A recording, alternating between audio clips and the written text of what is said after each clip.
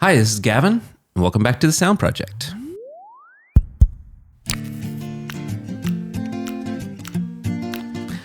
I'm here today with Robert Guzman. Thanks so much for joining me. Yeah, man. thank you for having me, man. I appreciate you taking time out of your busy schedule. Of course, man. Anything for you, bro. No, thank you. We've known each other for a while because we help design Studio DMI, which is where you work. Yes. And tell our audience a little bit about you and kind of what you do. Well, my name is Rob. I'm a mixing and mastering engineer at Studio DMI. For those of you that don't know, Studio DMI, we're predominantly we specialize in electronic music mostly. So that's, Skrillex, Diplo. We did the Drake album that was electronic. So things like that. I also do Dolby Atmos mixing and mastering, and we did U2, Daft Punk, all that good stuff. Yeah, all the fun for sure. things. All the bunch of fun stuff. Yeah. So I'm curious too how you got into doing music. Like, has that always been a dream of yours to do? Yeah. Well, you know what? I've been doing music literally my entire life. I think, my dad's side of the family is all musical. Okay. Except so I'm obviously coming from a family of immigrants, or they come from the Philippines, and then they're all musical over there too. But when they got here, my grandfather was like, no music. Oh, wow. Nobody can do music, but you're all going to be forced to learn music. So then when my dad got older, and he had obviously my brother and sister and I, he was like, if you guys want to do whatever you want. If you want to do music, do it. So me and my brother were like, all right, great, let's do it. Nice. So yeah, I've been basically doing it my entire life, but I didn't start engineering until about 2019. And honestly, I decided to study engineering because in my mind, I was like, I'll be a way better producer if I learned how to engineer, which is true. Sure. But then that just set me on a path, basically to go to DMI, work with Luca, and do all of the cool stuff I get to do now, and meet you and do the whole thing. So were you a musician as well? Do you play instruments? Yeah, I do. I play I wouldn't say it anymore that I'm a musician, but I can play guitar, drums, piano, and sing, and I've been trained in all that, but I don't know if I would say that I'm a musician it's anymore. helpful to have that background so you can work with your artists and absolutely make that happen. How did you get introduced to the guys at DMI? Well, so I actually went to a conservatory in Arizona called Conservatory of Recording Arts and Sciences, and at the end of that program, you have to do an internship. And then I was talking basically to a counselor, and she was like, where do you want to go? And everybody always wants to go to LA, but because I grew up there and because I already had ties there, I was like, okay, if nothing else works out, I can always go back to LA. So I'll just try something new. So I was like, show me Blackbird or things in New York and stuff. And she's like, well, what kind of music do you like? And I was like, I really like electronic music. And she's like, if you like electronic music, there's only one studio that you should go to, except they never accept interns. So I'm going to reach out to them. And if they're accepting interns, then maybe it'll work out. And that studio was Studio DMI with Luca, and they were accepting interns at the time. So yeah, I think I left Arizona 2 days later, had my interview the next day. They offered me a 6-month internship, and I moved to Vegas a week later. That's wild. And I've literally never left. It's just been there ever since. That was it, 2019 or? Yeah, right before COVID. Okay, yeah. And I think that was right when we came and did the testing for some of the renovations in Studio D. M as well. Yeah, I was an intern back then. I was an intern back then. Yeah, because Oscar and I came out there, and then that project kind of continued through COVID and everything else. Oh, for sure. Man, that was such a hard time. Right? To build studios. It took so long to do D just because of that. It was insane. But you did an amazing job. He's the GOAT, guys. If you need anything, just use him, please.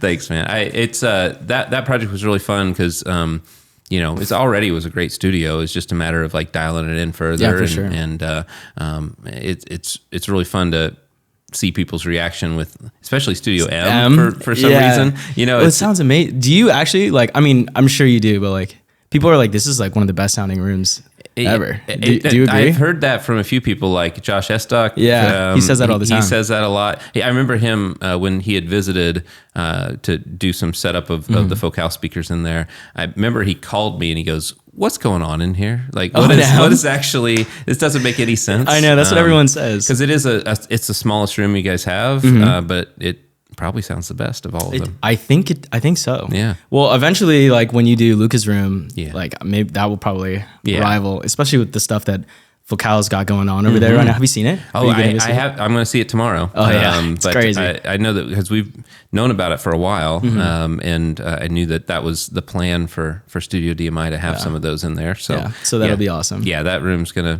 be pretty awesome after that. Yeah, for sure. So on a day-to-day basis, like what is every day different for you because you're just working on different projects? Like for sure. Take us through like what you're typically doing in a day. Oh my gosh. Well, in the busiest day, let's just say, honestly, it's kind of great because I get to make my own schedule now. Good. You know what I mean? Because now like I'm my own engineer. So now the 2 engineers are Luca and myself over at DMI. And so let's just say like I'll show up to the studio around like 11 or 12. And then if I have like a full day, I'll start in doing the stereo stuff first. So like I'll do stereo masters, whatever. Then I'll work my way up to stem masters, spend a couple hours on those, and then mixing. And then at the end of the day, I'll do Atmos because like it's really hard to go from Atmos and then to stereo. In my opinion, it just feels like super weird. Like you get something that's so wide and you come back to it, right? Yeah, I feel like I have to build up to it, right? Nice. So then like I try and do, if I'm really busy, I'll try and do at least like 3 to 4 projects a day, depending on the project too. And depending on like deadlines and stuff like that. Yeah. So like throw in like maybe 3 or 4 coffees in there and that's basically my day. And then I'll go home and like work on my own music and then do it all over again. Nice. Like, so do you release your own music as well? I'm actually about to. I've been wanting to do this for a long time because remember I said like I wanted to be an engineer because I'd be a better producer. Yeah. But then engineering just took me on this like crazy journey that I never expected to ever be a part of or like go on, and all the projects that I've been able to do and the people that I've been able to meet. Yeah. But now I feel like I have like more time to be able to focus on it. So yeah, I'm going to try and start doing that this year. You have to let me know. Yeah, definitely. Man. That'd be awesome. Absolutely. So I do want to talk a little bit about the fact that you got to help with the Daft Punk Atmos mix. So tell me how that came about, and I mean, what a cool opportunity. Yeah, it was an amazing opportunity. I think basically, so Mick Guzman, prolific engineer, I'm sure that everybody knows, but he had moved to Vegas, and then when they were doing the re-release, the 10-year anniversary re-release of everything, they wanted to redo it in Atmos. And they wanted Mick to do it because he was the original engineer for that session. And because he was in Vegas, like he didn't want to go to LA and do this. So he reached out to Dolby, I'm pretty sure. And they're like, or he said, do you guys know of any great Atmos studios in Vegas? And they're like, yes, actually. And great. Like, thank you, Dolby, by the way. Dolby people, thank you so much for this. They're like, yeah, it was great. And there's a great guy. He's a young engineer. His name is Rob. He's over at DMI. You should just go meet, like, see if you like it. And then you could work on the album potentially there with him. Yeah. Because at the time, Mick had actually never done Atmos before. Yeah. So this was like his first time doing it. So like part of his thing was like, I'd love Rob to be there to like kind of like help me through the first couple of records. So like just like kind of test things out. And yeah, so then Mick eventually came, we started doing the project, and it was literally like every day, 12 to 14 hours a day for like 2 months. Wow. And it was genuinely the most amazing experience. And honestly, I've been looking back, like I've definitely been blessed to be a part of like a lot of awesome records that I'm in love with. But that whole experience to just like sit there with him every single day and just like go through the motions of his entire process. But also I think what the biggest thing that project left me with was like on a personal level, like because me and Mick had become really close. So we were just exchanging stories, and that man, if you just look at his discography, you just know that he's got like insane stories. Yeah, right? Definitely.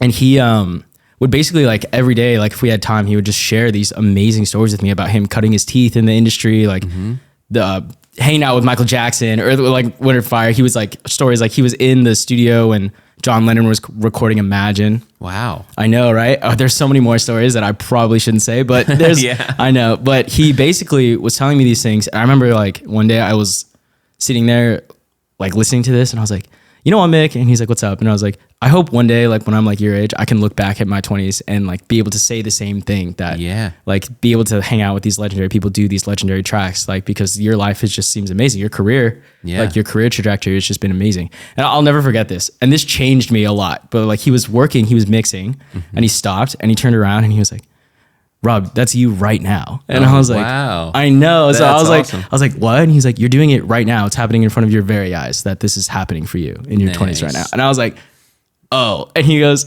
yeah. And he just turns back around and he just like keeps mixing. And I was sitting there like, oh my God, like that's insane that he would just say that again. And I can record it. I know. I know. And we just kept going, but I was sitting there like, oh my God, like that's crazy. Yeah. Well, it's perspective, you know? It's like, for sure. When you're going through it yourself, you know, you may not see that it is happening. Yeah, for sure. Now. I feel like that is how I felt and how I still feel sometimes. You know what I mean? Because I feel like especially as like a younger engineer, like you're constantly looking for the next thing, the next credit, like how you can keep like going. And it's really hard to appreciate like the things you've done before. And like, I don't know, when he said that, I was just like, oh my God, like that's crazy. I have that same feeling a lot of times because people will talk about like what we've done in the past. And I'm just like, you know, every day is a bit of a whirlwind. I'm sure it is with you. Like you're moving on to the next project, but it's hard to like sit with the wins or just reflect back on what you've done.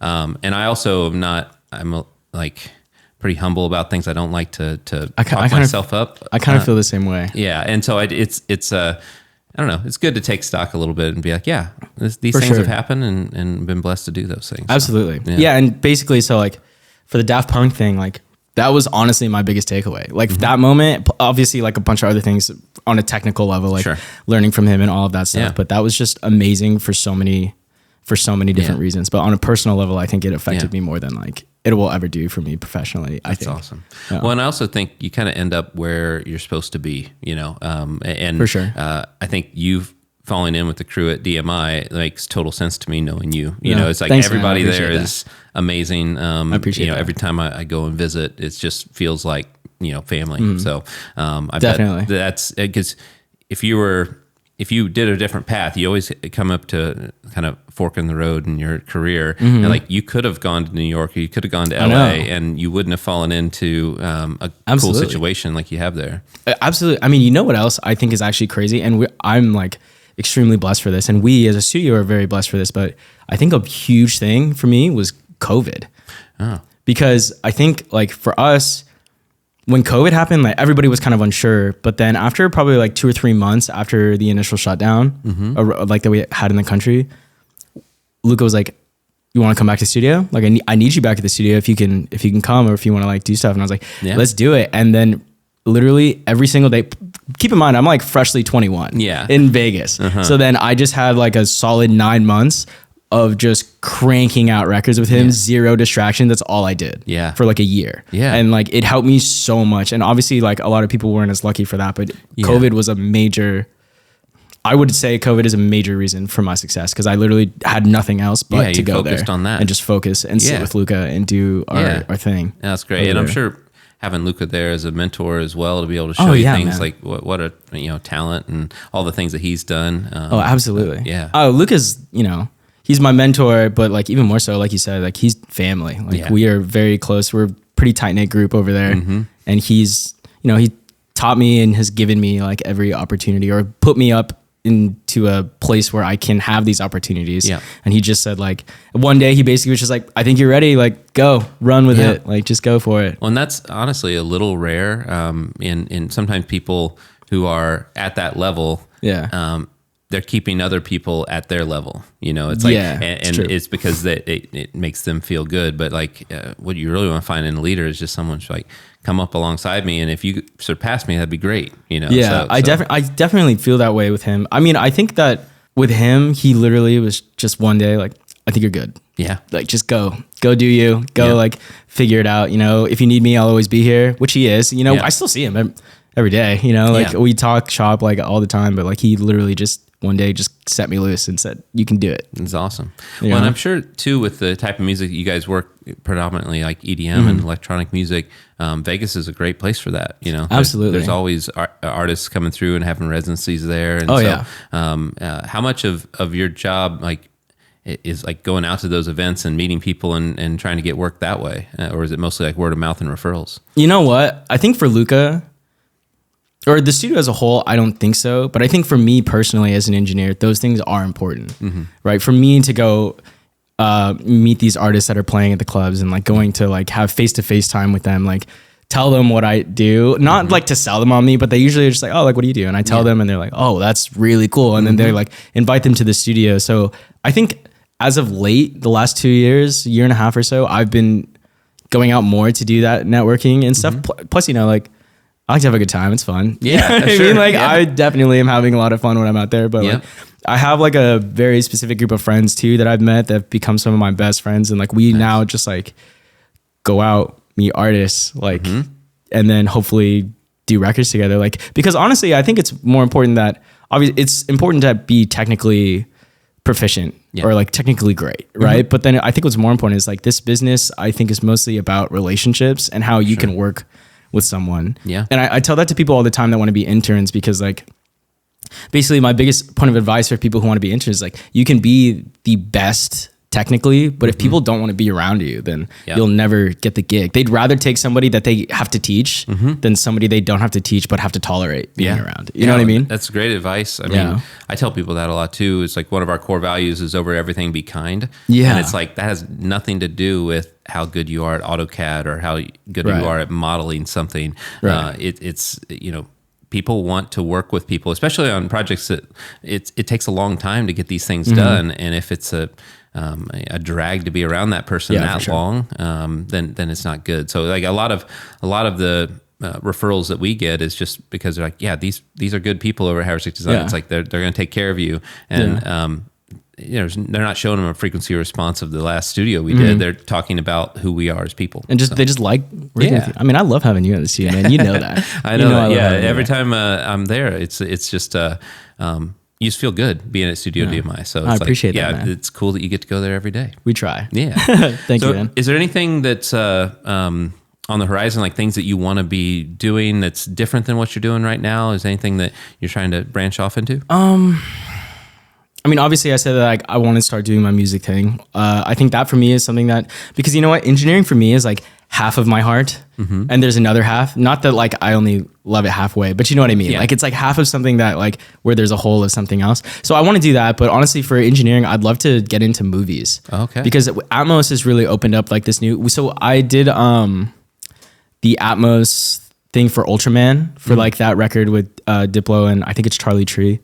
But we had to work with Netflix for that. Okay. And it kind of like opened a door for like what that looks like and what that process looks like. And it's super interesting. I did like a quick like short, I wouldn't call it a short film, but I did a short film with my friend in Atmos, and I was just kind of like learning about that. So I'd love to, especially now that I'm sure you know this, but they're opening up like movie studios in Vegas. Right. So I was literally thinking to myself, like, oh, this is a great time to start getting into movies. You know what I mean? Like, because I love movies. Because actually, when I was growing up and I was like, before I was an engineer, I was scoring for film. So I wanted to do film scoring for a really long time. So now I feel like this might be like my way to get back in there. You know what I mean? Yeah. I mean, I think there's so many opportunities outside of just music, like with film, video games. That's another huge one. I think we talked about that before. I'd love to do video games. I have one of my clients, Jake Harley, works for Raven Software, who does Call of Duty series. And, that's amazing. And I remember getting him to be able to go into Sweetwater Studios, and he brought in his PlayStation and be able to actually play Call of Duty in the Atmos rig that they have there. And it's just Call of Duty Atmos? Yeah. Do they have Atmos? They do. And what's wild is that they do like audio mapping for each bullet casing, to where if you turn your head, you'll hear it coming from wherever you were. Yeah. And it's pretty wild. But I know that there's huge markets for that. Oh, absolutely. Yeah. I mean, you know what too? I say this all the time, but it's like, I think the biggest things for Atmos moving forward are going to be cars for sure, but also like the advent of VR, AR, and how that gets implemented into like daily life in Atmos, or like at least just spatial audio in Atmos, right? And definitely, obviously movies, like things like that. Like, so all of those amazing things. So I'd love to get into movies. That's I remember you guys had a big Dolby event there at Studio DMI where you had some cars brought in, I think. We've actually done that a few times now. It's because, like Vegas has CES. We have a great relationship with the Dolby team. Amazing. I love all of those guys. Christine Thomas, Aaron Venables, Nikita, Ben, like just their whole squad are just amazing. So we have a very close relationship with them. And they do bring in cars, both functional and concept cars that have been like rigged up for it, just to show people like what it can be. And it's incredible. Yeah. Even down to, you know what, the first car I ever saw was like a Maybach, but now it's like trickling down into better markets for consumers, or like easier markets for consumers. And it sounds great. Yeah. Like it sounds amazing, and it's really exciting to see that. Yeah, it's the future of where it's going. Yeah, for sure. It's going to be massive for them or for us. Man, well, I appreciate again, like just taking. I know you're so busy, taking time out to come here and do this podcast with us. And of course, and next time I'm in Vegas, I will. Actually, I'm going to be in Vegas this year. Like I think in May. I'll come out. So you know what? That's EDC week, so maybe you'll see. I think EDC is in May, so if you come out there that week, we can Well, you'll see something crazy. I don't know if I will because I'll have my kids with me and my wife. But Well, you can come to the studio. We'll hang out. We'll show them how amazing of a job you do. there we go. But thanks again. I really appreciate everything you do. Thank you, man. I appreciate you too. That's been another episode of the Sound Project. Thanks for being a part of it. I'm curious if you have an application for Atmos that's your favorite. Comment that below, and we'll see you next week.